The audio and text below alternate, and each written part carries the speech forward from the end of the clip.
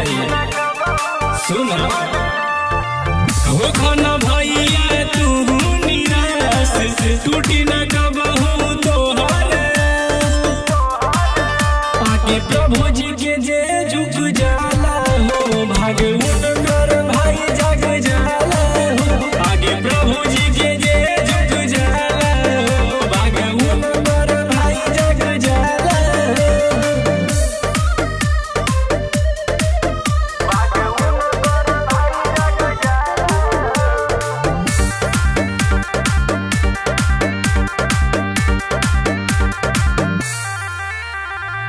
केहू न खाली जाला उनके भवन से मानेला भाई जे उनके मन से केहू न खाली जाला उनके भवन से मानेला भाई जे उनके मन से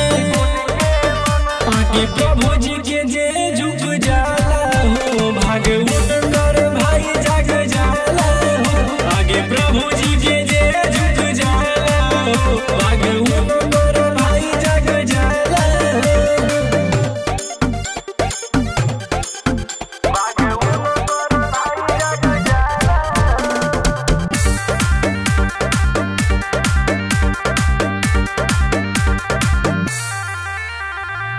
बढ़ लगलो दूर होई तोहरा जीवन से दिन के शुरुआत